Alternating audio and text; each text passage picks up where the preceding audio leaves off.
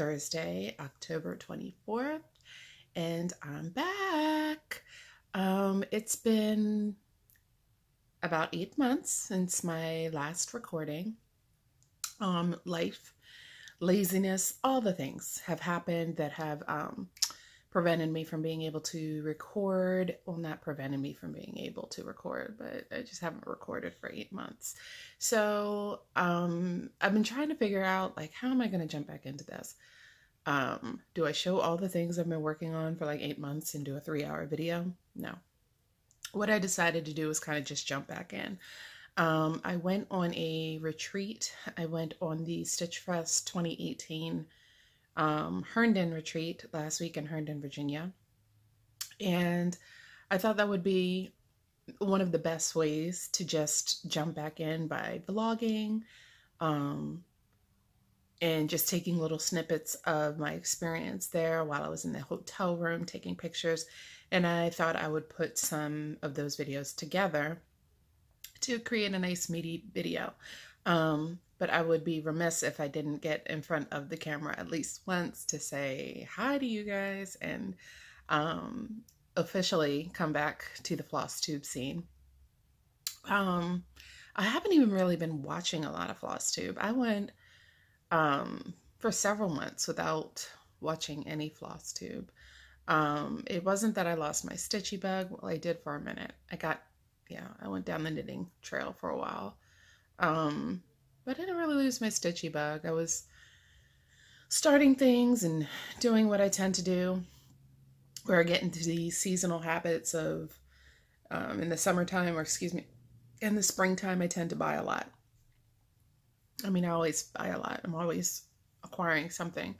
But in the spring, I tend to go on these buying sprees. And in the summer, I tend to start all the things. And then as it starts to get into the cooler months towards the fall, I become a little monogamous. So I'll be spending a month at a time on one project. And that's what I've done the last couple of months. My attention has really been on 2 projects, one of which was new, one of which is old. And I'm not going to go into detail about the one that was new because I featured it in one of the blogs. So you'll get to see that. I'm filming on my camera, so I'm not used to looking. I'm hoping that I'm looking in the right space. So I'm not used to looking down here. I'm used to looking up there because it's been so long since I recorded. I don't know where the cord to my camcorder is, so I can't charge it. So, but that's fine. I think this is the first time I recorded a video on this phone, and it looks pretty decent. So it works out. I do have a few things to show you in this segment, one of which is actually from the retreat. And I'm also going to show you peacocks and posies. So when you see the videos after this segment, you're going to, obviously it's going to be before what you see now. And also I was sprinkled with stitchy kindness in a big old way. And I want to share that. And I want to share something that came in the mail today. I won't say that I was enabled to buy, but I wasn't able to buy it. I might as well go into this because I kind of unwrapped it, so I didn't do the super crinkly, but I'm still going to do some crinkly because I haven't opened any of it yet. But I was watching McKenna's live video when she was at Mindy's house.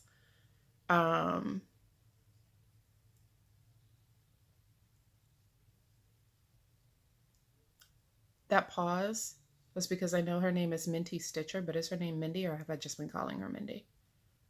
Did I make that up? Oh my gosh, I have to look that up afterwards. I'm not going to fix this, but I'm sorry if I have your name wrong. I adore you, but I just thought of that. Her name is Minty Stitcher because she likes mint green, but I'm calling her Mindy, and I don't know if that's her name.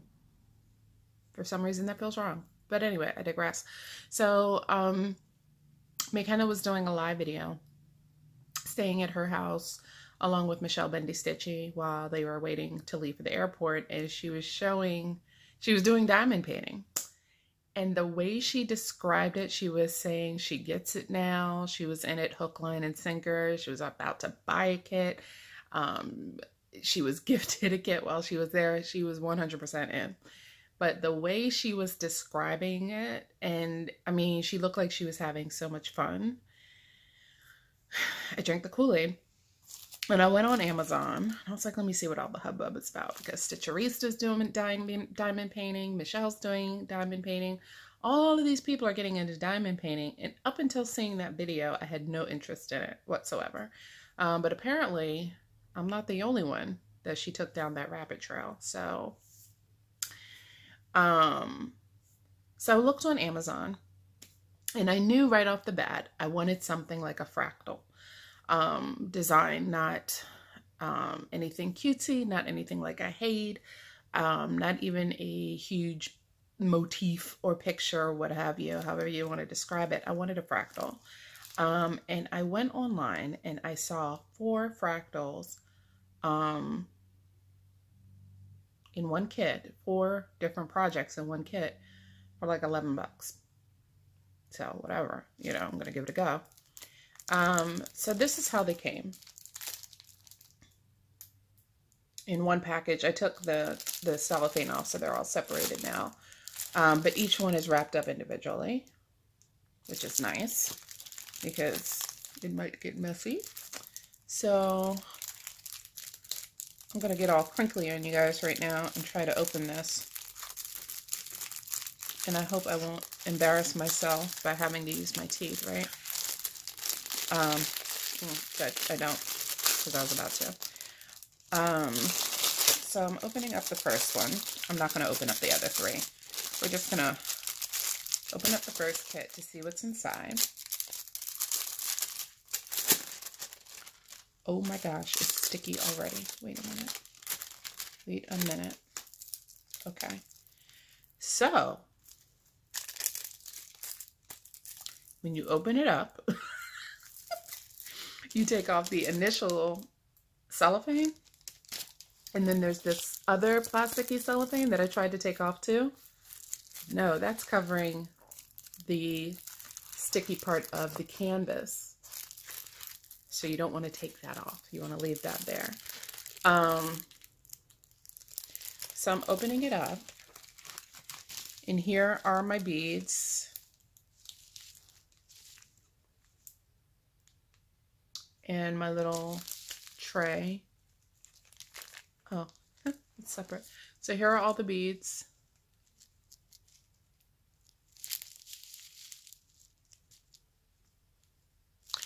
And they don't look super sparkly, which is good. I didn't want them to be super sparkly because it's a fractal, right?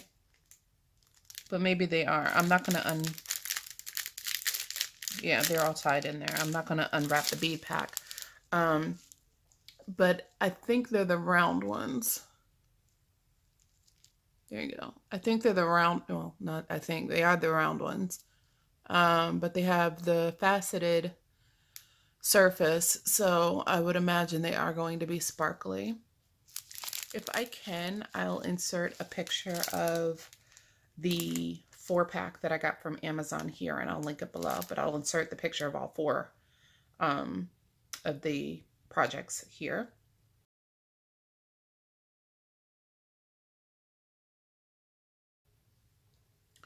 So this is the first one. Let me show you the little bead pack it comes with. So I guess that's the glue right there that people use, and you stick it on the bottom. There's no instructions in here, so I'm just gonna wing it. I don't know. But here is the pattern. So you see it's like a sunburst, and it's not big. The whole entire pattern is like 9 by 9, it said, but I think that's the size of the sheet of the canvas, not necessarily the picture. That's a little bit smaller. I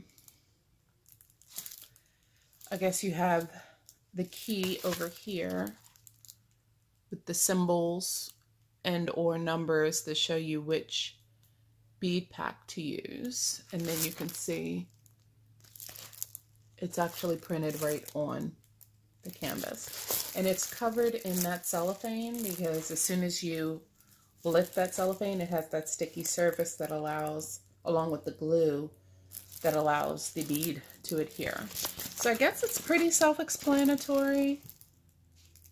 There's instructions down here that I can't read them.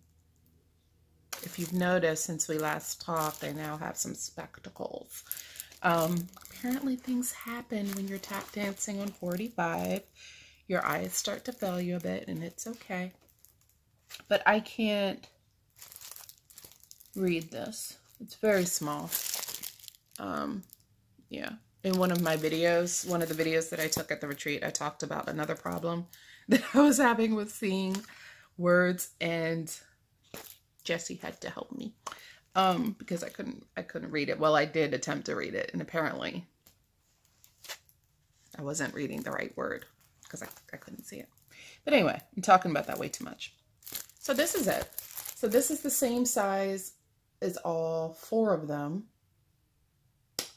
And per the instructions on the page in Amazon, you're supposed to frame them side by side to put on your wall in your studio. I don't have a studio. So we're gonna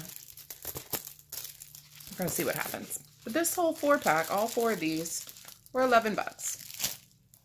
So, you know, no harm, no foul. If I hate it, then I hate it.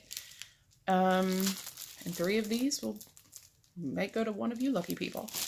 And if I love it, I love it. But, you know, I want to see what all the hubbub is about.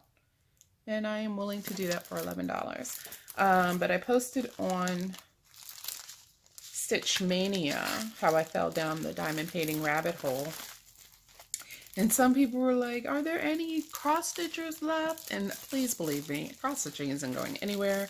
I gave up knitting for cross stitching, crocheting. I mean, I used to knit and crochet. Like, I cross stitch now, I guess frequently. And it's taken over my life, obviously. So no, I will always be a stitcher. First and foremost, I will always be a stitcher. So that's that. So more updates to come on how I feel about this. I don't know if I'm going to be starting these immediately or even this year, to be honest with you, because I'm focusing on a finish with Peacocks and Posies. And then when that's done, I think I'm whipping out Desiderata, and I'm going to focus on a finish for that. I say that now, but we'll see where I am with that. So speaking of Peacocks and Posies, I will show you my progress on it thus far. This is my progress, and I think you can see everything in here. So this is on 40 count Spicy Carrot by XJU Designs. All of the peacocks are done in solid, color, are using 1 strand of silky 12-weight thread. Excellent coverage. Well, coverage doesn't really matter, but it does. But the coverage is excellent, so you know what I mean. The flowers, the variegated flosses are, let's see if I can zoom in. This one, I hope you can see it. I'm kind of looking through the fabric with the yellow and green and purple. That is Mardi Gras by Dinky Dyes.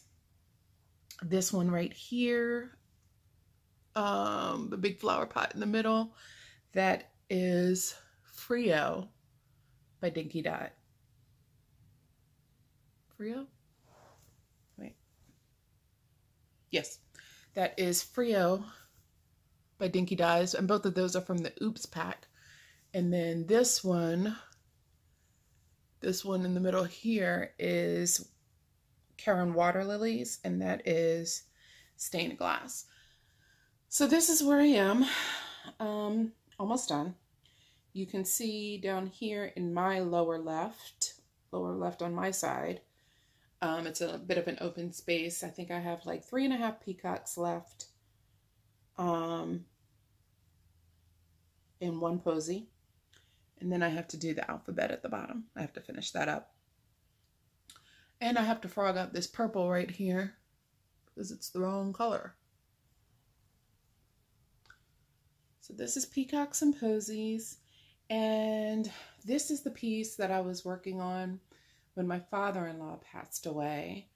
I was working on this flower right here, and I don't know if you can see it, but I stitched his initials and the date that we lost him. Can you see it? So at the bottom, you see J-O-B, and then right above it, it's a little hard to see, but it says August 20th, 17. It says A-U-G, and then 20, and then 17, and then it has initials J-O-B. So this was done to just commemorate him. It's not necessarily a memorial piece or anything like that, but this is what I was working on when he passed away. And I was just moved to mark his place in it. So that's where we are. And like I said, all of the videos that will come after this portion will have updates on Peacocks and Posies starting from when I was at the retreat last week. The retreat was great. It was fantastic. It was hosted by Katrina Boyd, and hosted and planned by Katrina Boyd and Stephanie Missoso Crafty. I think there were maybe a little bit over 50 people there, so it was smaller than the other two retreats that I went on, both of which were in maybe FLOSSTUBE was 80 people actually, and then the Harrisburg retreat was over 100. So all three retreats were very different, very different. The first one, FLOSSTUBE, was totally overwhelming in the most fantastic way, because I knew so many of the people there, and it was people that I have followed, that have followed me, and it was people that maybe if they didn't have FLOSSTUBE, they knew everybody there, so it was equally exciting for them. We were all just so excited to see one another and look at each other. It was a very different experience than the Harrisburg retreat, which had a lot more people, but they also had a lot of trunk shows and stand-up LNSs, which was so exciting. I think I spent more time in those, I'll call them LNSs, than I did at my table. So it was a great experience. Met a lot of great people. And then the last one was about, like I said, 50 people. It was a little bit more intimate, where, you know, what typically happens at a retreat. I can say this after being at 3 of them. So in my experience, what typically happens is you tend to stay flocked to your table when it's a multitude of people. It can be overwhelming, you know, for a room full of introverts, right? So at my table, it was me, Stephanie, Missoso Crafty, Amanda, the Lazy Stitcher. I'm trying to go in order. Amy from Amy Loves Toads. Was it Jessie that sat next to Amy? I feel like I'm missing somebody. In my mind's eye, I see somebody in that corner. No, I think it was Jessie. Jessie Marie Desta. Melissa. I know she has a channel, but I forget what the name of it is. And then next to me was Angela, I think it's Gibbs Girl Stitches or something like that on Instagram. I'm sorry, I didn't do my research for, I can see it, G-I-B-Z, Gibbs Girl, something like that on, I don't know if I just said Amazon or no, Instagram. And when I tell you we had the best time, we had the best time, and we were just laughing and cutting up and just enjoying each other's company. There was a whole incident regarding Jan Hicks. Every lady at my table knows what I'm talking about. Give you the short version of it. We thought Jan Hicks was in the room, and nobody saw Jan Hicks, so we're all looking around, and then people started at our table. This is all happening in our little corner of the world, right? Started getting excited because Jan Hicks was there, and from Jan Hicks Creates, and then somebody said maybe she's in the bathroom, and one of us was already on the way to the bathroom. And then when the rest of us realized, oh my gosh, she's in the bathroom, chairs started scooting back. And we were like, wait a minute. We cannot bombard Jan Hicks in the bathroom. We cannot do that. We cannot attack that woman in the bathroom. So it was just so funny. You kind of had to be there, but it was a hot mess. Just believe me when I tell you, Jan, just be grateful you weren't there, because you had a lot of fans that were very excited to meet you. Very excited to meet you. So we had some really good laughs. I mean, it was great. It was everything you would want it to be, where you meet people that you have never met before, or you meet people again that you've met previously, but you bond a little bit more that next time you see them. And then you see familiar faces, and it's really great. Particularly with Melissa, because you remember a while ago I did the 20 random facts, and for some reason I felt like it was okay to say to the world that when I was in elementary school, I used to want braces. So I used to stick like gum wrappers or folded up tinfoil on my teeth so I could have braces too. And then there was that one special soul that responded and said they used to do the same thing. And it was almost like we just knew that we were meant to know each other, and that we would have been great friends like in elementary school, because, you know, who else would play with us, right? It turns out that that person was Melissa. And when she said that, oh my gosh, I was so excited that it was her. And just wonderful people, wonderful personalities. And I got to meet the Maryland Stitcher, Karen, who I interact with on Instagram. And we were just sitting there talking. We're just sitting there talking. And then she randomly said, I'm from Maryland too. And I just asked her, are you the Maryland Stitcher? She was like, yeah. And I knew it was Karen. And I was so excited to be sitting there talking to her. Minnie, Jan, Helen, all the people that I was with, not all the people, but the people that were at my table at the Harrisburg retreat were there. And it was just fantastic, and something I know I would want to do again. I saw on Facebook today, I'm not going to say anything about it because I don't know where what's happening or what stage of the game it's in, or if it's supposed to be anything that's put out there like that yet. I don't know, but Arlene, yes, please. Yes.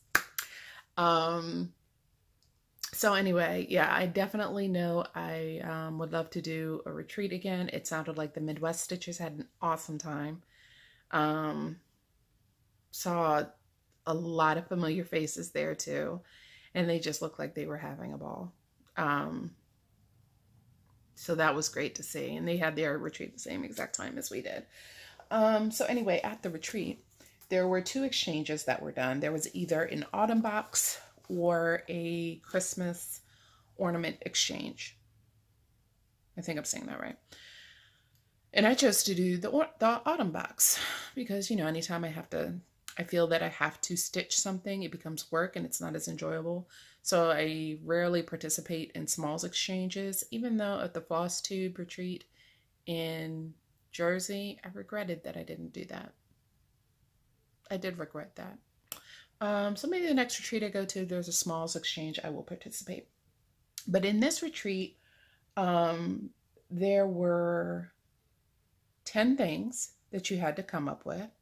Let's see if I can remember them all. It was something that you love, your favorite stitchy thing. And 80 to 90% of everything in the box had to be stitchy related. So the first one was something that you love, like your favorite stitching accessory or what you love to have when you're stitching. The next thing was something that you love to travel with when you're stitching. I'm going to mess this order up. There was something yellow. There was something orange. There was something sparkly. There was something soft. There was something trick or treat.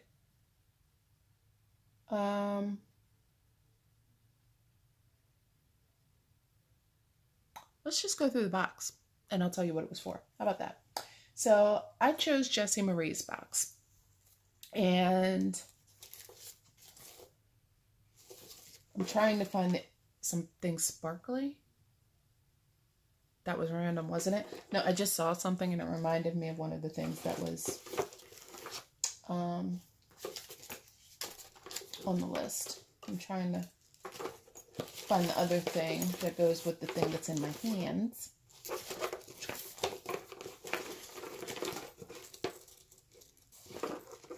And I know it's in here. Or maybe it's not. So this was something froggy. This is Lola. My table, I'm looking at you. I won't go into all of the details about the name Lola. I will not do that.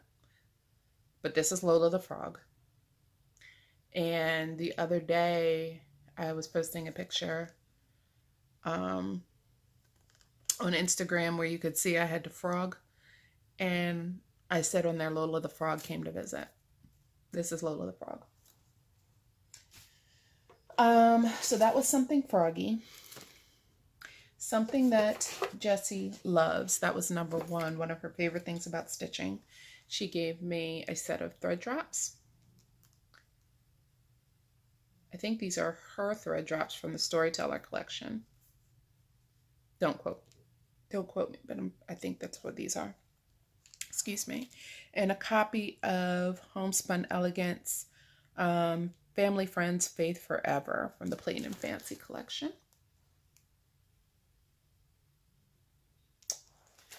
So that was her number one. Something that she loves to travel with. Oh, that's where it was. I put it in here. This was the other something froggy. She gave me a mascara brush to help with those little fuzzies. I thought that was pretty creative. This was her something that she loves to travel with. Look at that. It's sparkly, guys. It sparkles. And it's double-sided. So it opens on one end and it opens on the other end. And they're two totally separate pockets. It's like magic. So that was, well, this could have been something sparkly too, huh? This is nice. Like, I would use this as a makeup bag, but I'm going to use it for stitching related purposes because that was the spirit in which it was given. And that's what I'm going to do. So something autumn. That was the other one. So this was her something autumn. And she gave me from Lila's Studio the Seasons Autumn pattern with, look at that needle minder, a no-name needle minder. Well, a needle minder from no-name needle minders. Isn't that beautiful? I mean, really, look at the pattern. It's really something. Let's do something orange. She gave me a piece of, is this the Weeks Dye Works wool? Finishing fabric, along with an orange highlighter, which I thought was brilliant, and I wish I put an orange highlighter in my person's box for the something orange and something yellow. I gave them floss, but I wish I thought about that. For something soft, she gave me 2 pieces of silk. So this is NPI silk in chartreuse, which I love. Well, I don't know if that's the name of it. It's not chartreuse. It's the Hellenic Gold range. I called it chartreuse. And then she gave me a skein of dinky dyes in shades of wine. Oh, from your thing. That's what she's doing her, in, shades of wine. So that's very nice for something sparkly.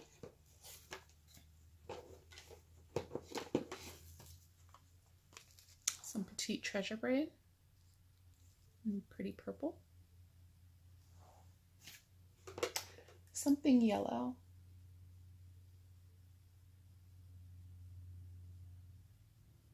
I think this was something yellow. Well, I know this was, I got the highlighter, but I think this was in the something yellow because it was yellow and orange and it could go either way. Looky there, looky there.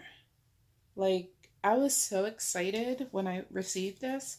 This is Pele's Fire. It's 32 count linen. I was so excited when I saw this piece of fabric. I did a shimmy at the table. Because that's what you do when you get excited. You just shimmy wherever you are. You just do a little shoulder shimmy, and that's what I did. And actually it wasn't that little. I went all in. So this is absolutely beautiful. It's a fat quarter. I don't know what I'm going to do with it, but I think it's going to be something monochromatic and big. So a little excited when I said that, when I said it was going to be monochromatic and big. And then the 10th item was a note card introducing yourself to your gift exchange recipient. So ironically enough, it has an elephant on it. You know I love elephants. So very sweet note inside. And that was my exchange box, and I was very pleased all the way around. It had a lot of thought put into it, which is truly Jessie's style. Just wonderful. So I was very happy with that. And the last thing I'm going to show you before, this isn't the end of the video, already 31 minutes in. So I guess my first video back is going to be a juicy one, right? Nice meaty video. So the last thing I want to show you, I'm not going to tell you who sent this to me, because she didn't give me permission to say it. She kind of stays behind the scenes, and I don't know, it just, you know, sometimes, I don't know, I feel funny about putting her out there for sending this to me, because, you know, there's always, I don't know, that sometimes you just have a concern about somebody reaching out and saying something like, why wouldn't you do it? I don't know. You never know what people are going to do.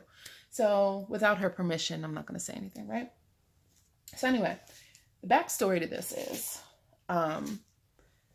she reached out to me a while ago, and she was talking to me about this pattern, which of course I can't find now. It was right next to me.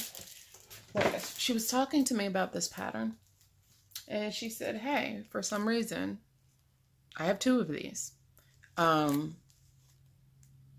Would you like one? And let me just show it to you. Come on. And she said, I have 2 of these. Would you like one? So I was like, for how much? And she said, I would only charge you what I paid for it. And she told me what she paid for it. And I was like, absolutely, you know. And some time passed, you know, and I forgot about it. Not a lot of time passed. It wasn't that long, but I forgot about it. And then I came home, and I went to my mailbox looking for Happy Mail, as we do. And there was this big envelope in there, and it was from her. And I was like, what is this? Because like I said, I completely forgot about it. And I was trying to think about it, like, what is this? Because I think it had been a couple of months since we talked, since we last chatted. And I opened it up, and it was the Lady of the Flag. Brand new. Still in the packaging. Brand new. And not only that, but darn it if she didn't send me the bead pack. So I reached out to her. I was like, thank you so much. But I genuinely could not remember if she sent me the invoice or not, or if I had even paid it. I couldn't remember. I don't remember getting the invoice. I didn't remember paying her for it. And she sent me a beautiful note card, a beautiful card with a lovely note in it. And I said, what do I owe you? You know, send me the invoice. And she never acknowledged it. She just said, just enjoy it. Or something along those lines. She never acknowledged me asking her to, you know, if she sent me the invoice or not, or, and I don't believe she ever did, honestly. I don't believe she ever did. But she never acknowledged me asking her, how much do I owe you? Let me pay you. She just said, just enjoy it. And so I will.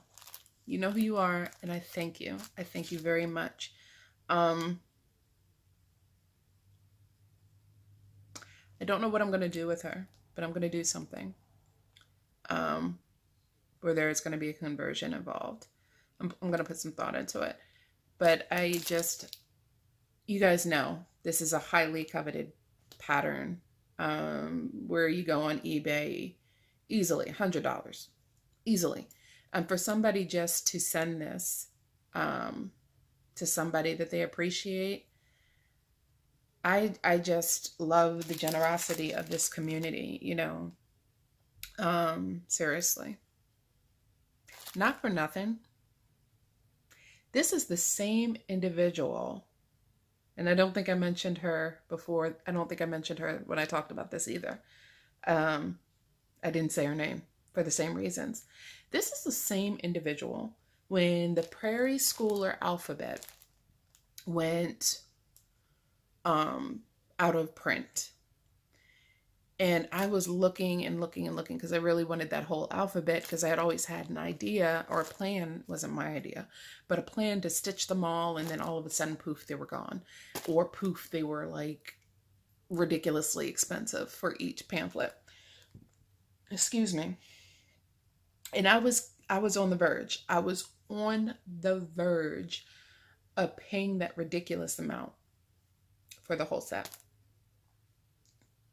No, I wasn't. I wasn't going to pay a ridiculous amount, but it was more than what you would have paid before they went out of print, but it wasn't like crazy. And I think I posted something about my woe or my frustration on Facebook, one of those groups. She sent me a message and she said, look, I have the entire set. I'm not stitching this anytime soon. If you want to stitch it, I'll send it to you to stitch it. I'll lend it to you. And when you're done, just send it back.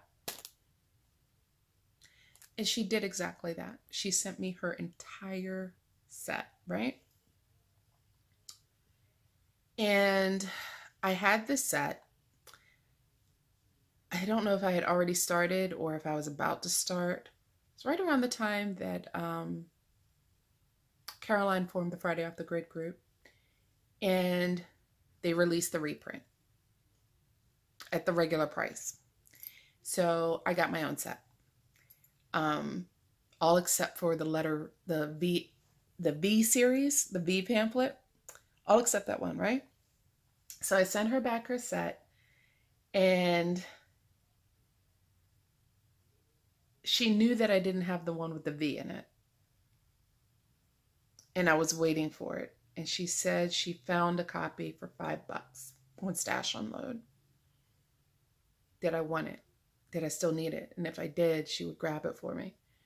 And she did. And she sent it to me.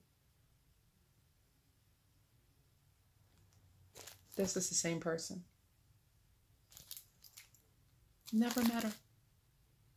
Just a kind soul. Just a kind spirit. A kind and generous spirit. You know who you are. You have a very special place in my heart. Not because you always think of me, but because of who you are. And I appreciate you and I thank you. So thank you. Really.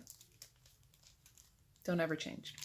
But that being said, I'm getting little messages on my phone and I don't know what that means. It said it's reached the maximum file size, so I don't know if that means that it's going to cut all this off or if it created a separate file. I don't know, but I think that's my cue to leave. So what I'm going to do is put all these glue all these things together and do some editing, and hopefully we'll have a full-blown video by this weekend, maybe even for the Friday Off the Grid party.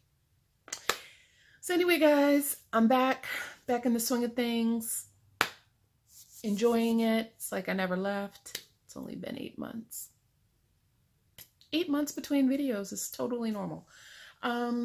So now I'm in the mood to do some stitch with me videos, and, you know, got my feet wet and jumped in the water, and here we are. So I seriously doubt it'll be another 8 months until we see each other again. But for all of you that reached out to me and asked if I was okay, or even in person or through Facebook, just saying, hey, we miss your videos, Facebook, Instagram, however you reached out to me to kind of give me that wink and a nudge to record again, I appreciate you. I thank you so much for being patient with me and waiting. And if you're watching, for coming back. So here we go. And I'll upload I don't know why I said here we go. Where are we going? We're not going anywhere. I'll just upload the next video now. All right? Thanks. Bye. Yeah, it's still recording. It's Thursday night, October 18th, and I am in Herndon at the Stitch Fest retreat organized by Miss Osa Crafty. And as you can see, this retreat is a party of one right now. And that's because I was up at 4:45 this morning. I had a conference at work, followed by 2 calls. I finally hit the road around 3 p.m.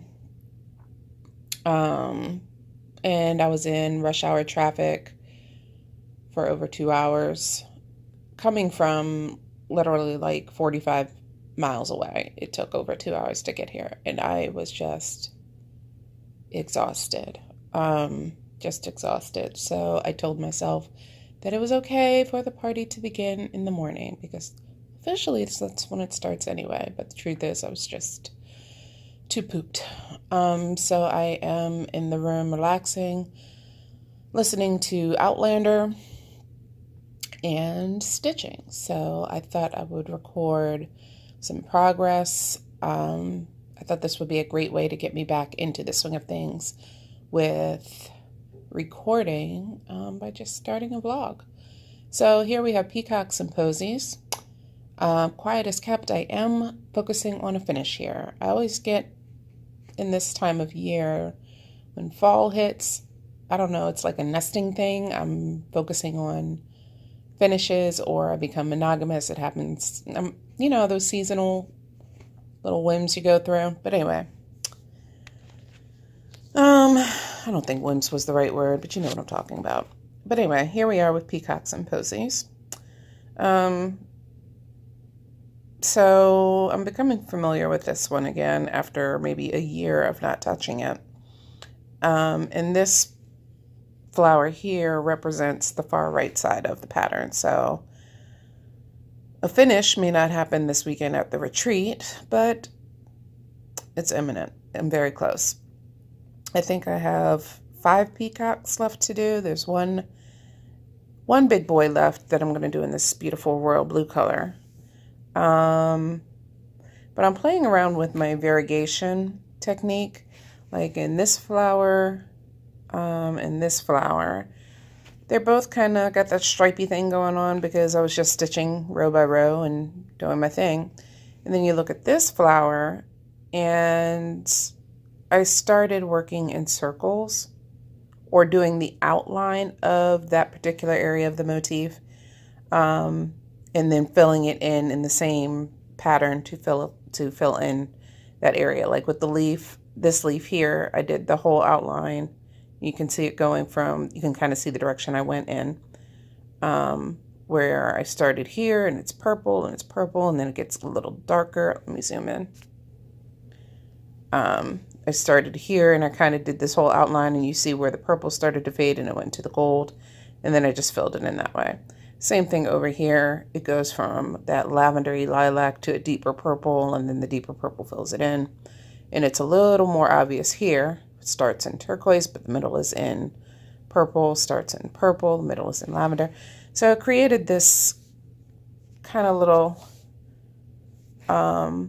funky technique that I think is part of why variegated thread is so awesome, because you can go from stripy to just crazy. Even this one, I think this was where I first started playing with that technique. Like you can tell it was stripy going up the stem, but when you get to the flower part, I was going in a circle.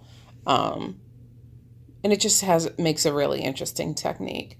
So here I'm kind of doing the same thing, where I started here doing the petals and then I went down and came back up, and that made an interesting effect. But here I'm doing the outline of each petal and filling it in. So that's pretty cool. On this one right here, it kind of went from gold and then the middle is green. So like I said, I'm just kind of using this as an opportunity to play with the variegated threads a bit and see if I like one technique more than the other. But I am interested to see how this one comes out, because this one and this one, these are both Mardi Gras by Dinky Dyes. So I'm interested to see how different they come out. This one is Frio by Dinky Dyes, and both of these came out of the Oops pack. And then this was just a random skein of water lilies that I had that I thought matched the color palette of this piece, and I threw it in there, kind of at the halfway point. For those of you that don't know, I've probably mentioned this a million times prior to inserting this this recording, but all of the solid color peacocks are done in one strand of 12 weight silky thread, and this is on 40 count, so you can really see it's pretty great. I've used it on 32 count, but I think this is where you can really see how beautifully the sulky one strand covers on the higher count fabric, because it's not quite a pearl, but it is maybe a little bit kind of like watercolors, Karen watercolors, maybe a little lighter, I'm not sure. But it's serving its purpose, and I'm glad I'm getting some use out of it, since I bought so many of them when I was on that oh my god, silky thread is like the best thing ever kick. And it is, it's great, but you know, I overindulged, as I do. So anyway, this is the unofficial but kind of official start to the retreat. It is very early right now. It's like 8:30 at night, and I'm about to turn in. I'm just exhausted. I'm not a morning person, and I only got up at 4:45 in the morning because, you know, I have a job to do, and I had to do it. And today I just had to do it extra early. So between that and the yeah, I'm fading already. Gosh, the rush hour traffic. Basically sitting in a parking lot on 495, just looking at brake lights, for 2 hours. Yeah, stick a fork in me because I'm done. So I'm going to turn in early. I'm going to wake up early, bright-eyed and bushy-tailed, and be ready to party. So I'm sure I will come back tomorrow to see what kind of progress we made. Talk to you soon. Bye. So this is night number 2 of the Stash Fest Virginia retreat. I am done for the evening. The stitching room closed up at 11 o'clock, but Letitia turned in around 10. So as I was saying in the last clip, I am clearly focusing on a finish with Peacocks and Posies by starting a new one. Yeah, that's going to be very successful, doing things that way. So what you see here is 2 lines of stitching on 25 count warm terracotta. I got this piece of fabric at Needleworkers Delight at the New Jersey retreat, and it was a great deal on the fabric. And when I got it, well, let me show it to you. You can see it's fairly long. Not even fairly, it's very, very long. So there's the tag. This is 18 by 35. So, you know, I like to buy fabric sometimes and let the fabric pick the pattern. So with this, my question was, what in the world am I going to stitch on this long piece of fabric? But I knew something would come to mind, and I knew it would be some type of band sampler, but I wasn't sure which one. So I went looking around on the internet. One particular pattern came to mind. I went looking for it, finally found it on eBay. And that is Pot for Dicky by Long Dog Samplers. So that's the pattern here. Long Dog Sampler, very familiar bands. You might recognize those vultures from Death by Cross Stitch. Not sure what we have here, what types of creatures these are. They look like wings to me right here. I don't know what these are. Oh, it kind of looks like a face, doesn't it? With like some pork chop sideburns or something. Pretty sure that's not what that is, but I digress. Then you go down to some reindeer, moose, I don't know. And nice little fun band there. Something that says life, love, hope, I'm assuming. I don't know. Anybody can translate or Google Translate. Some more lettering here, or messaging here. Here you have a monkey. What is that? A devil monkey? His ears are kind of pointed, so I don't know what that is. That's more vultures, I think. I don't know. Lion and a vulture. Lion getting ready to head bump a vulture in the butt. And more words and design. So when I initially got this pattern, I was intrigued by the design aesthetic. That's, you know, what caught my attention, yes, but also the length of it. I thought in my mind, Pot for Dicky would be, I think that's a D, Pot for Dicky, I don't know, but I'm going to call it Pot for Dicky. So Pot for Dicky would be a great pattern for this band sampler, and it absolutely is. With about 4 or 5 inches on each side of selvage, it's a perfect pattern, perfect piece of fabric for this. So before I purchased it, or maybe after, I don't know, I became curious. No, it was definitely after. I became curious about what this said. What is this, German, maybe? I believe that's what that is, German. I wanted to understand what it said, and luckily, the pattern itself told me. So, here's the story on this band sampler. So here's the write-up from Julia. Each of the bands on this sampler represent ribbons, which would have been worn by the women of the island of Marken in Holland. So I guess that's Dutch. During the previous countries. That's what, I guess that language is Dutch then. They were never very visible, as they were usually worn under their bonnets. The ribbons were frequently changed to coincide with various festivals or religious holidays, and a selection of a dozen or more can be found in each home. These ribbons were known as the vernide linten, and were always embroidered in black on a white material.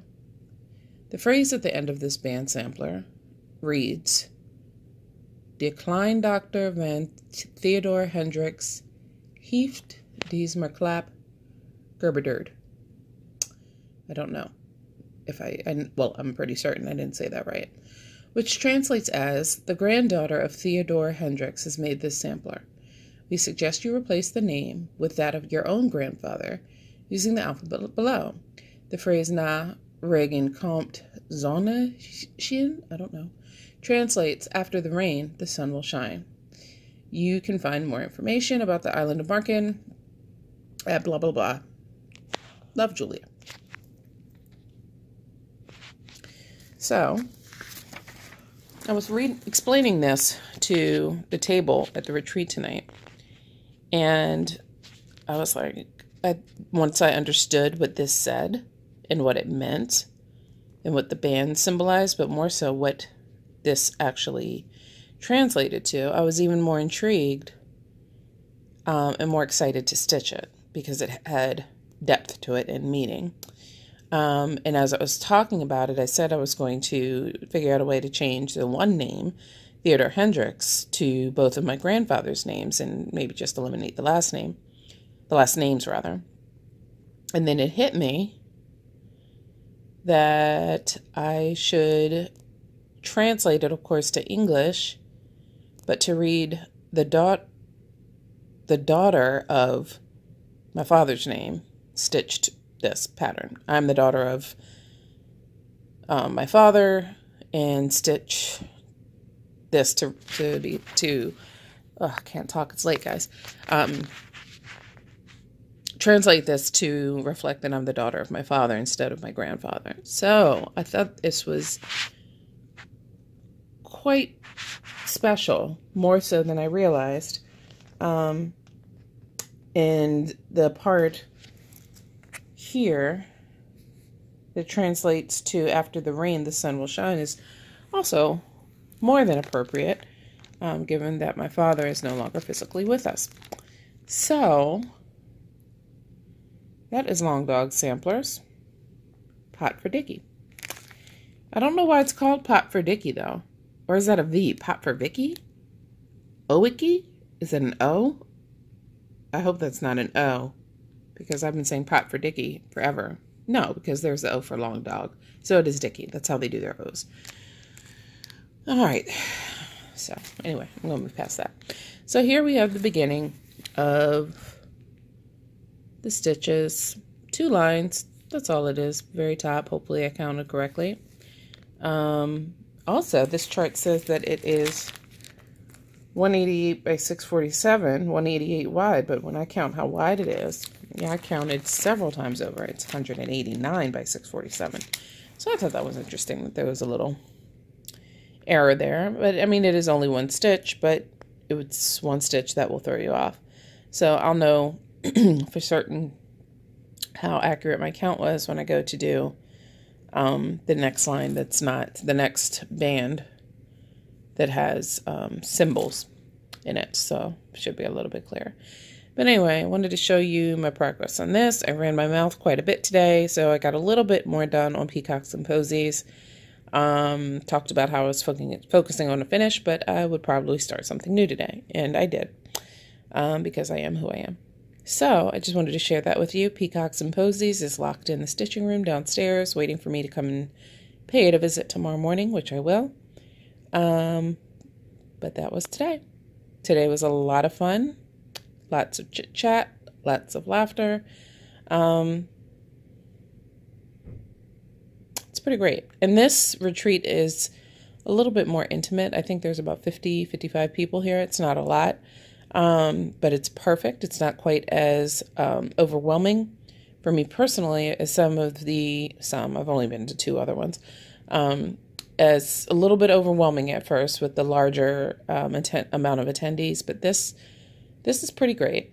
There's not a lot of mingling in between tables, but everybody is talking as they come around and look at their pieces. So everybody's interacting beautifully, but by and large, most of the conversation is had with other members of my table, including Stephanie, Miss Oh So Crafty, Amanda, who is Doxamully, and the Lazy Stitcher, Amy Loves Toads, Jessie Marie, Angela. I don't believe that she is a floss tuber, but she is a fan of FLOSSTUBE, hailing from Austin, Texas, and Melissa. So it's really great. Nice little group. We've had lots of laughs. So I'm really looking forward to tomorrow. But tonight I shall rest. That's all I have. So until next time, I will provide another update tomorrow. Hope you had a great day. Bye-bye.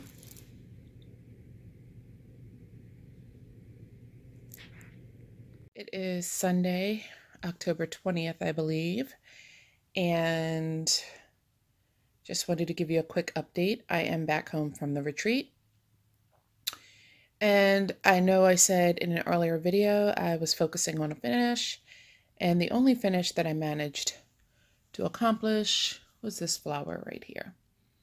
So I thought that was pretty cool, but I finished that at the FLOSSTUBE retreat. And this is Peacocks and Posies where we are now. So as of right now, I think I have 1, 2, 3, 4 small peacocks left and 1 big boy that's going right here, and maybe 3 or 4 flowers, maybe 5 peacocks left. I don't know, but I'm still quite close to a finish. Not like within the next week, but definitely before the end of the year. Famous last words. I got this beautiful Golden Girls needle minder that was gifted to me by the lovely Angela. I think she's Gibbs Stitches, G-I-B-Z, something like that. She was one of my partners in crime at our very rowdy table. We had such a good time, so many laughs. But I'm grateful that she was kind enough to share that with me, because that is yet another memory. So here we are with Peacocks and Posies. But I just wanted to share some of the things that I got at the retreat.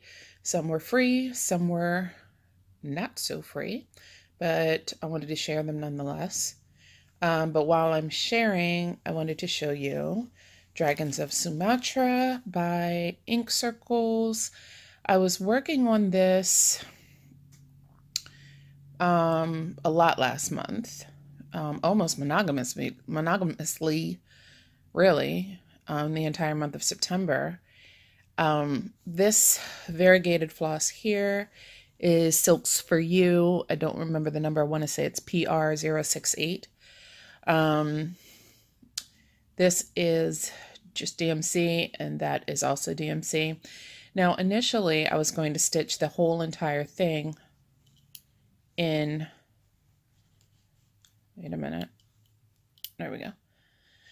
Initially, I was going to stitch the whole entire piece in this variegated floss. But when I started the dragon, he was extremely stripy. Like, I got to his neckline right here, like his entire head and his neck, and it was just like stripe, stripe, stripe, stripe, stripe. And you can see it on my Instagram account. I posted pictures of that. But when I went to the Harrisburg retreat, I was sharing with a couple of the ladies that were at my table. One of them was Jan, and we kind of put our heads together, and she came up with the brilliant suggestion to just make the dragons solid color, and then it won't be as distracting with the variegated, because I love that look on the border and on, you know, the motifs that are like floral and just random motifs. But the dragons, it was a little bit too much, and it took away from the shape of the dragon, in my opinion. So I spent pretty much the entire first day of that retreat frogging this guy. Obviously, it wouldn't have taken that long to frog it, but there were a bunch of trunk shows. I was running my mouth. It took all day just to frog this section here.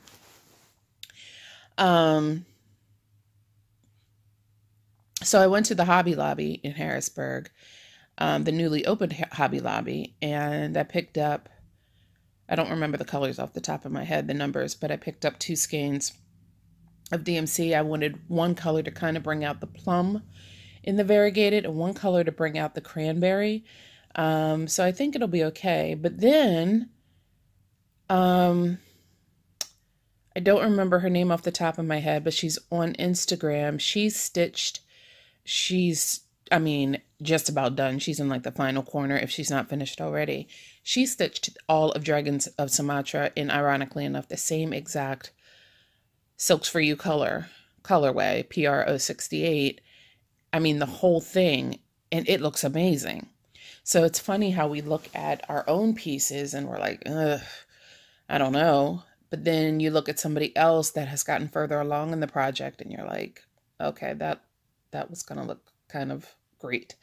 But it's fine. You know, it's, you know, everybody's individual choice, but I think it's always fun to see somebody else that's doing the same exact thing in the same exact colorway as you are. But it was interesting. I loved how hers came out, but when I was doing it, I was like, I'm not feeling it. So I'm going to keep going with this pattern here. These choices here with the dragons. All of the dragons are going to be in a solid color, and then everything else will be in variegated. But I just wanted to show my progress because I'm just now, I used the, oh gosh, words, guys, words. I can't use my words. I used the Stitch Fest Herndon retreat as a moment to kind of get back into FLOSSTUBE because it's been like 8 months, you know, it hasn't been a long time at all since my last video. So I was vlogging. I started vlogging, which I typically don't do, but I thought that would be the best and easiest way to kind of show off what I've been doing. Because for the most part, I've been, you know, I haven't been doing a whole bunch of new starts, and those new starts that I have been doing, I haven't made much progress. But lately I've been sticking to getting good chunks of one project at a time done. So this is about a month's worth of work, I would say. Yeah. So I'm pretty pleased with that. But right now I'm kind of deep into peacocks and posies. So I don't know when this will be picked back up. Just the same, I wanted to show you my progress. So now I want to show you some of the things that I picked up at the retreat. There was a freebie table, and the reason also why I'm doing this tonight, this is not mine. I picked this up at the freebie table because as soon as I saw it, I thought of someone who loves architecture, who loves stitching buildings, who loves stitching older buildings, older architecture. Of course, I'm talking about Ginger Gerald Stitcher. As soon as I saw this, I took a picture of it and sent it to him. I was like, would you be interested? Let me know. I'll grab it for you. But it has different, I'll zoom in a bit, that might be easier. Different buildings or different monuments. You see the Eiffel Tower is here. That, yeah, I'm not going to butcher these names, but look at that one. And the interesting, oh, that's my hand. The interesting thing is Notre Dame. Some of these things are, not all, some, but all of these are rather small. I mean, they're not teeny tiny, but they're not huge. There's a sneak peek of what's coming next. They're not huge. There's nothing on the back. But they're doable. I think they're like maybe 6 by 7. But I thought just in that small, no matter how small they are, there's so much detail that was captured. So I figured he would appreciate that. And he did. He was very excited to see it. So I'm going to put this in the mail for him tomorrow. I mean, look at the detail there. Yeah, it's really something. I hope he gets a lot of good hours, enjoyable hours stitching this. And it's always fun when you see something that you know somebody else would really love. And it was free. So whoever brought this to the Herndon retreat, Ginger, Gerald, and I, thank you. So that's that. What are the odds that this was in there? In the freebie table, no less. Come on. So this is Peacock Elegance by True Colors Cross Stitch. So you have just the head of the peacock here, and then you have the whole, a bigger picture here. But isn't that beautiful? Beautiful, rich colors. I really like this one the best. But of course, this celebrates the most beautiful parts of the peacock here. And no, there's nothing there to be seen. So that was on the freebie table. Pretty cool. This was on the freebie table too, the Mother's Prayer quilt. If it looks familiar, it should. You've probably seen it from Rosewood Manor, designed by Karen Kluba. So this was pretty cool, and it's a kit. So I think I would stitch the entire piece but I don't know if I would stitch this phrase in the middle. I don't know, but it was free. I think Rosewood Manor, Karen Klube is my favorite designer. I don't know if I were to say I would have a favorite, it would be Rosewood Manor. I just love everything they produce. So yeah, I was very happy to see this. It's really cool. So I don't know if I'll ever stitch it or pay it forward and it'll end up on a giveaway table at another retreat. I don't know, but I wanted to have it just in case. So now we get into the things that I paid for. How gorgeous is this? This is by Custom Crafts, and it's called Majestic Macaws. It reminds me very much of a pattern that Carolyn Mazzio sent to me for Christmas a few years back. She sent me a beautiful Gently Loved pattern that she had stitched herself of, I believe it was a set of macaws, but I think those macaws were red. They may be red and green, and these are gorgeous royal blue and yellow. But I just thought this was absolutely beautiful, so I picked this one up. Next thing that I purchased, oh look, more peacocks. This is by Kathy Barrick, Pretty as a Peacock. And I kept seeing this on 123 Stitch, and I think what might have deterred me from picking this up sooner than now are the colors. I can always change those colors. I think I would want maybe even something like this, maybe a little darker toward the greenish, tealish family. I don't know, but I thought this was cool. Katrina Boyd from Crossed Threads sponsored the retreat, and she brought her mobile LNS with her. So these were purchased basically from Crossed Threads, the Crossed Threads LNS.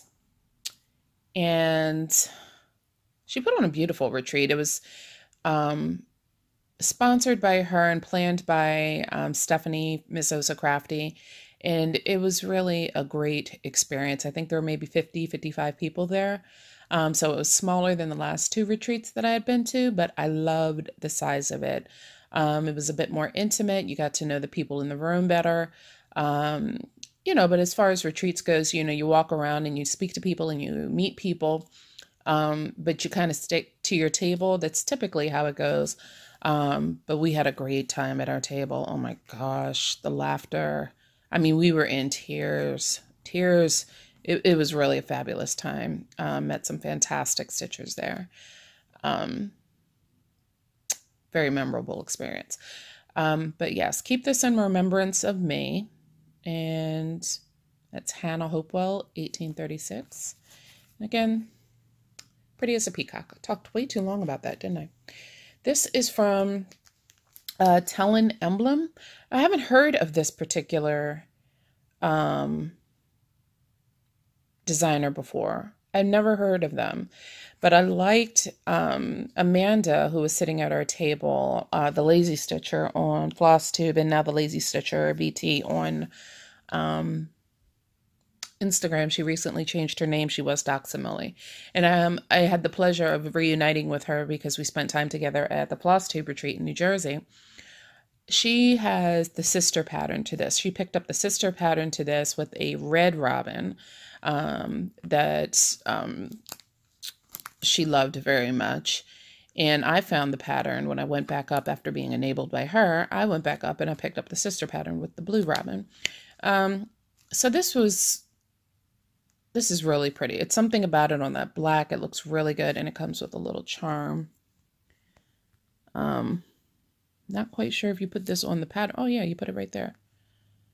Oh, okay. Just noticed that.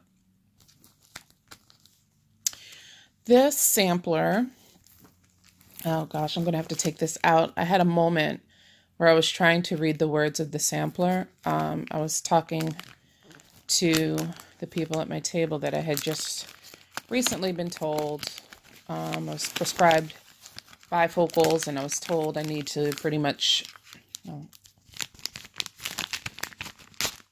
That's me taking it out of the package, kind of with my teeth. Anyway, I was recently told about 3 or 4 months ago that I needed bifocals and I need to wear them all the time. And apparently my eyes are starting to fail me because I was trying to read what this said, and I started by saying wisdom is disabled, and I said I couldn't read it.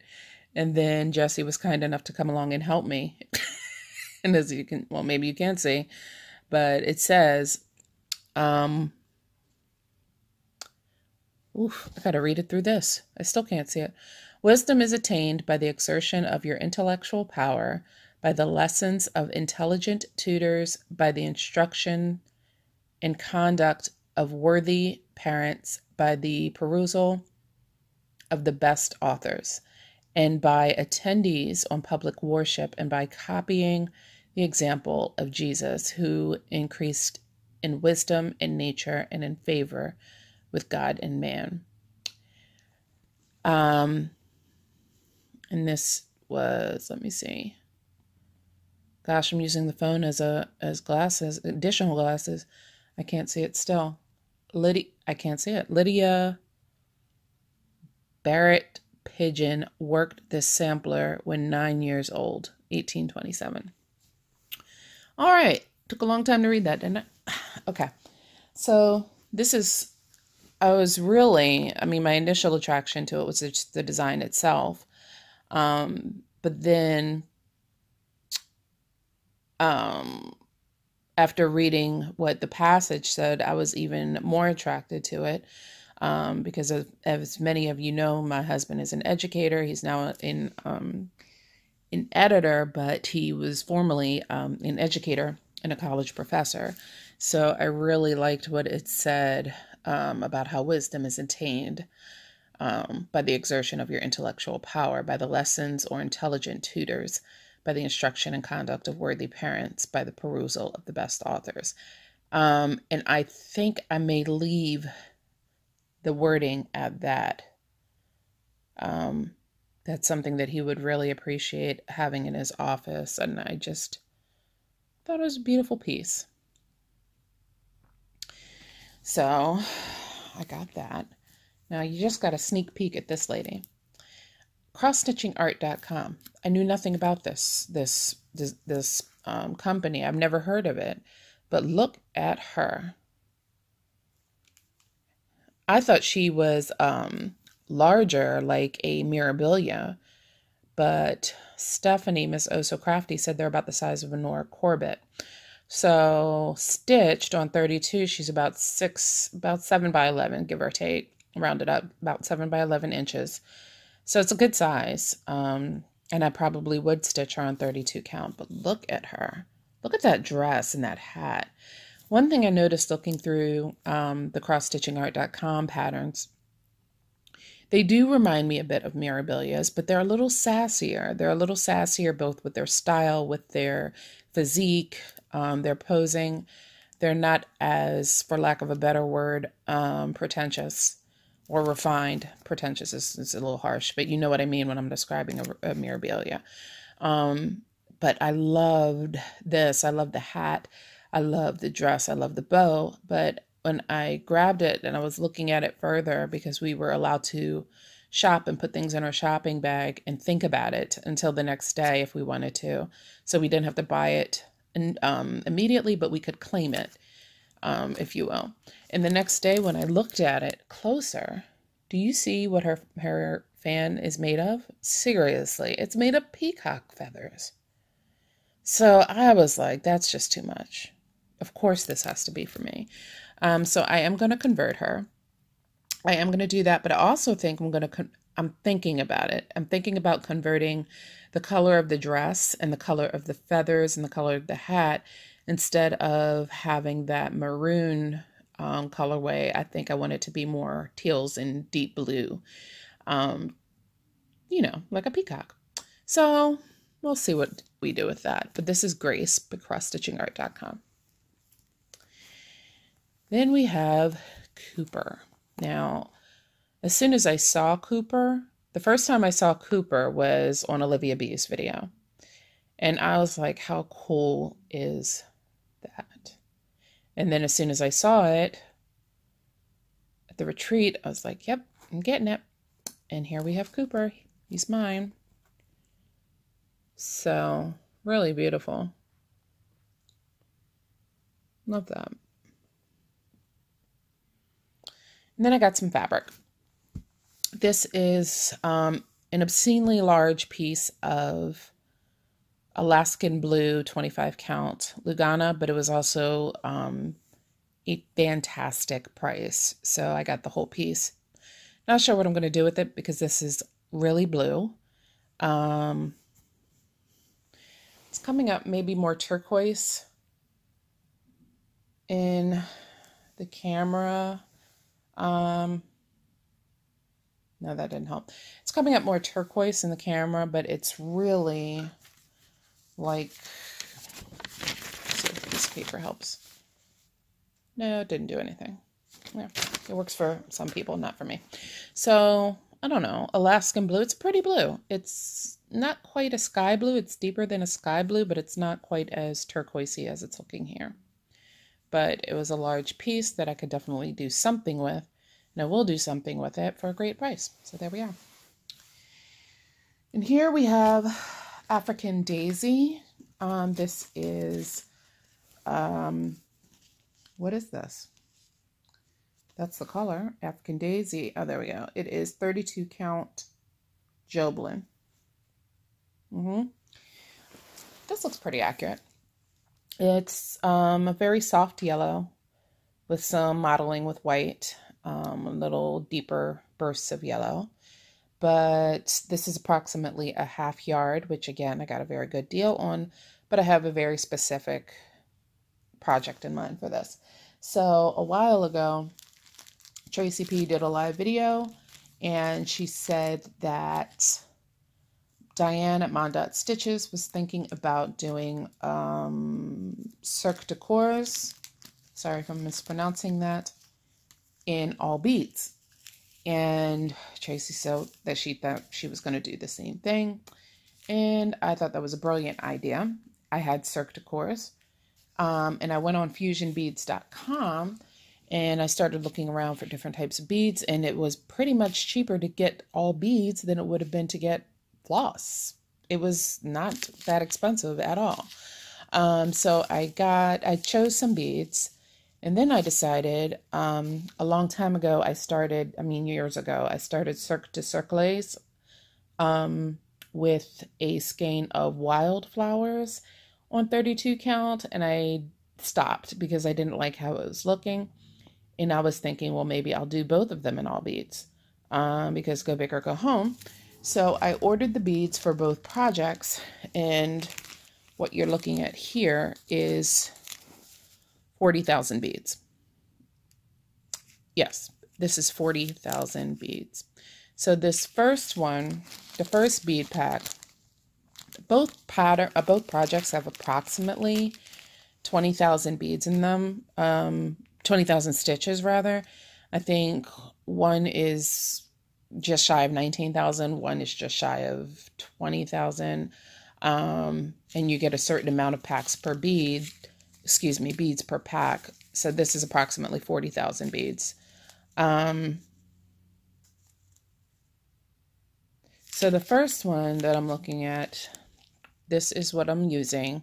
The size 15 metallic green iris hex Japanese seed bead. And the Japanese hex beads are hexagonal in shape, which offers, as Fusion Beads calls it, shimmering energy.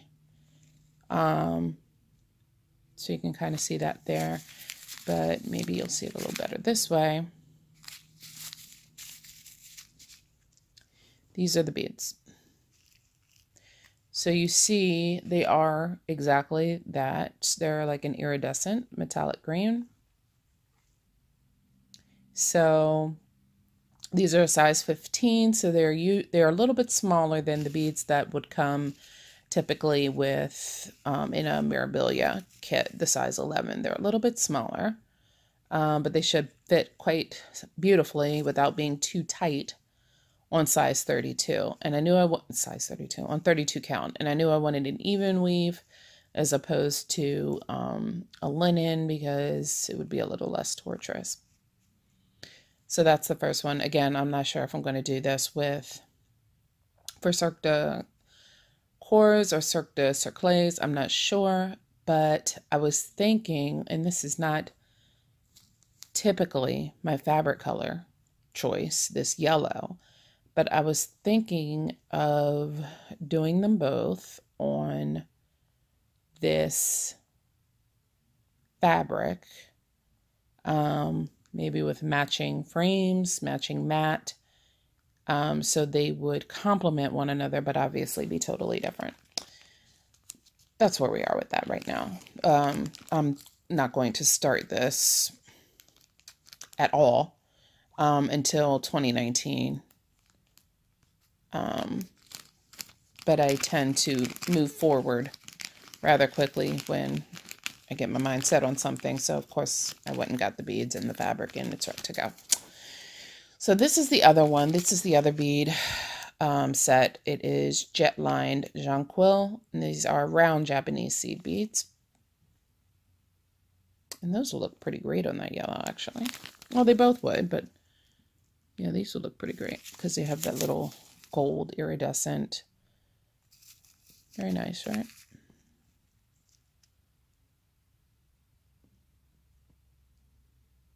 So those are the beads. So yeah, that's what I've been up to. I figured I would show you the beads since I'm showing you the fabric, but that's what it's intended for.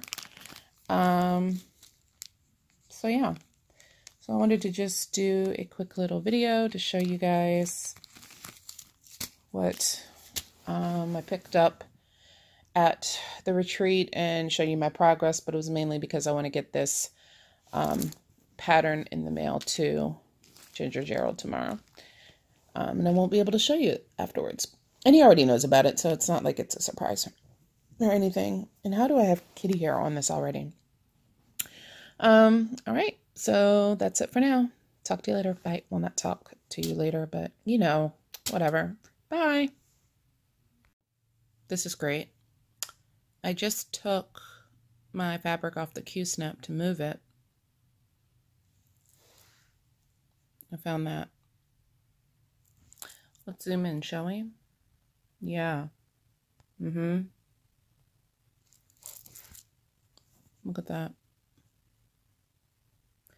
It's not a full-blown hole,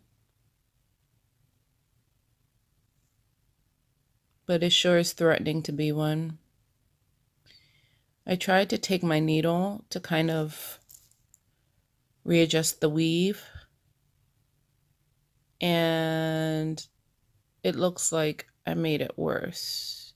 It looks like right there is where maybe there was a, oh look, cat hair. Right there, maybe there was a, I don't know if it was a cut, not a cut, but if one of the threads broke, maybe not, but seems like something traumatic happened right there, and I don't know what it was, because this has been covered, or at least unworked for quite some time. So I don't know what happened. But there's that.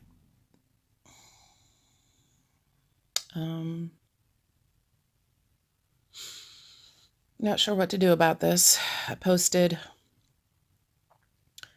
in Stitch Mania Friday Off the Grid to see if anybody had any suggestions about what to do when this happens to your fabric. I guess I just wait for a response, or maybe Google it. See right there, it just looks like, it looks like a hole. It's not a hole, but it's a hole to me. And I feel myself slowly getting more and more upset about it.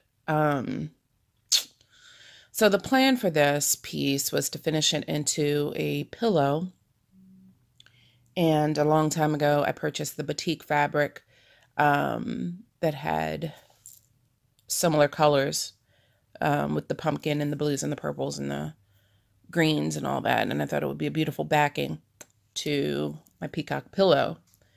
But now I'm concerned about making this a pillow. It's not obviously a pillow you would use. It would be more like a show pillow, throw pillow. Not even a throw pillow because I have fur babies, but maybe I'll just make it into a pillow and put it on a shelf or something. But I'm concerned how that will hold up over time, obviously.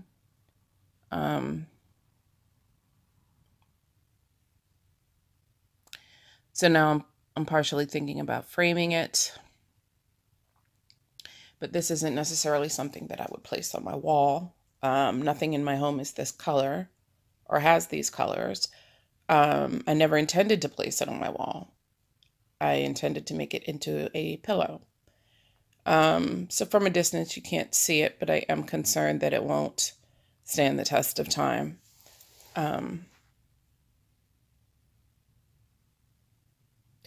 You know what? I can stitch over it, can't I? I can make that into just a little random flower, can't I? I think that maybe, yeah, because they have little flowers like right here, like that one.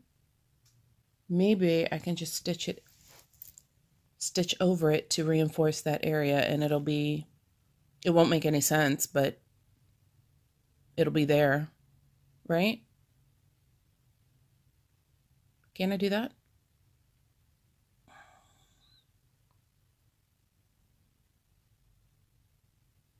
Or maybe expand the base of this vase to make it more of like a square. I think I may do that. What do you guys think? Let me know. But I think that might be what I do. Just instead of making this like a flat bottom, maybe make it more of a pedestal type vase. And just take this out a couple of squares and just make it a box bottom. And to be honest, I mean, it might look funny, but who's going to be like, what kind of base is that to that base? Nobody's going to say that, right? I think that's what I'm going to do. And it's really going to just look like the peacock is balancing a vase on top of his head, right? Stranger things have happened. I think that's what we're going to do, people. And I think we may do that today. Yep. All right, let me know your thoughts, even though I just said I'm going to do it today. Hopefully it won't turn into a complete and total disaster, but I think that would be really the only thing that I can do is stitch over it and then reinforce that area behind the scenes with some additional weaving of threads, like on the back of the fabric. I think I'll do that. All right, stay tuned for more details. Hey guys. So I'm quite certain we were able to avert the crisis here. So as you can see, I changed the shape of the vase, whatever, to add a rounded bottom to it to cover up that worn area. So if you are really nosy and get really up in there, you can see it's a bit of a hot mess. Because that area right there was really open and fragile. Like, I'm fairly certain that the issue was caused by using the hoopla. When I first started, I was using either hoop, Q-snap, scroll frame. I use everything. But the hoopla has that lip that was a little too sharp for this fabric. This fabric is, I won't say it's delicate by any means. It's regular linen, but it may have been a little bit thinner than say an even weave, and it this fabric didn't fare well with the hoopla hoop. So I stopped using the hoopla hoop. I'm going to stop saying hoopla hoop. But to fix this, I just used a little 5-inch spring hoop so I could really get in there and narrow in on that one area. But I think it looks okay. Like, if you didn't know, you wouldn't know, right? If you didn't know, you wouldn't know that I changed that base. But I added the bait, some stitches to cover that weak area because not only was it worn, but it was also discolored. And then on the back,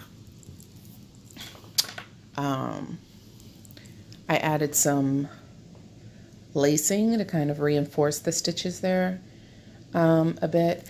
Now, I posted this issue in both Stitch Mania and Friday Off the Grid, and you guys did not disappoint. Stitcher Superheroes came to the rescue and offered their feedback, their suggestions, even condolences. But huge shout out to Abby Bella Stitch, who gave me the suggestion to add some fusible interfacing on the back of this, which was a great idea. And then also to Adrian, who suggested using a lightweight fusible interfacing as opposed to other weights because it would distribute more evenly on the back. I don't know if I'm saying that correctly, but you guys that use interfacing probably know what I mean, because I know what I mean, but I'm not saying it correctly probably. But anyway, also to Julie from the Friday Off the Grid group, she made a suggestion and I laughed when I read it, not because it was funny, but for me it was absolutely ridiculous to even consider doing something like this. But she's clearly proficient in Hardanger, because she suggested to cut it and reweave and reweave the linen. And I was like, oh no, honey, that's some big girl Stitcher stuff right there. I can't, like, I'm on the Scotch tape level right now, not reweaving the linen. No, give me a piece of duct tape. That's where I am. So I loved her suggestion, and I will certainly keep that in mind when I learn Hardanger, which will be one day. But you know what the kicker was? She sent me a private message, and Julie, I hope you're okay with me saying this. She sent me a private message and offered to do it for me. Like, send her my piece and she would fix it for me. Like, my eyes teared up when she said that, because, my gosh, really? That's like, you guys are just, this community never ceases to amaze me. Like, we don't know each other from anywhere except social media and stitching, and, you know, but to be so kind is to extend her time to me. Like, how precious is that, to help me. But I respectfully declined, because I was just going to try to stitch over it and use the interfacing, which was something I believed I could do. But I guaranteed her I would reach out to her again if that didn't work, and she was just fine with that. So I just appreciate all of the help that everybody gave, everybody's suggestions, even your condolences, and screaming with me, you know, when you saw it, because, yeah, that was scary. But I think we're okay. So I think we're okay. Like, if you didn't know, you wouldn't know, right? Like, I don't think anybody's going to look at it that's never seen this before and been like, you know, what the hell is that? Nobody's going to do that. So yeah, like I said, if you get up on it, you can see the stitches look a little wonky, and I'm fine with wonky. I'm not fine with holy. You know what I mean? So that's it for now. Yeah, so now we can go back to this dude over here. And we can continue to focus on the finish, because for all intents and purposes, excuse me, this area right here is all that's left for Peacocks and Posies. Like, not the project, name of the project, but for stitching Peacocks and stitching Posies, that's all that's left. Except in the alphabet part, there's a couple of Posies in there, built in there, but I think that's pretty much it. Like, I think I'll be done by November. Well, not before November. Come on. Got a little carried away there. not before November, but within the month of November, I think I'll be done. Unless I get distracted, which I tend to do.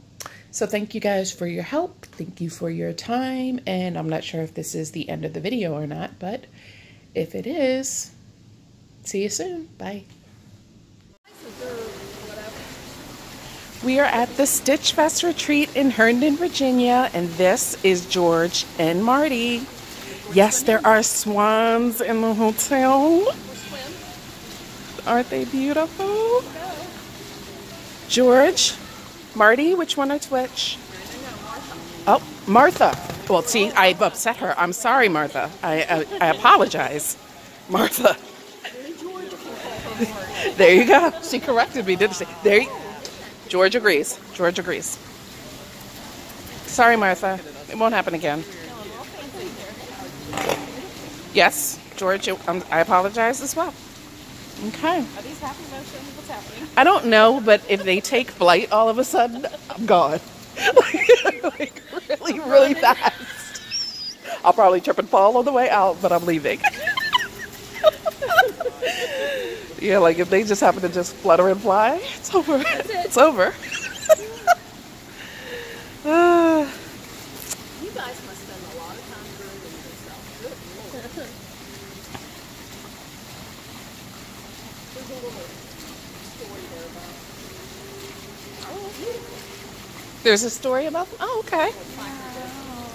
beautiful. It's a lot of work cleaning those feathers. I bet. Oh my God. All right, George and Martha, it's been a pleasure. Sorry about the name mishap, okay, George? It won't happen again. All right? All right.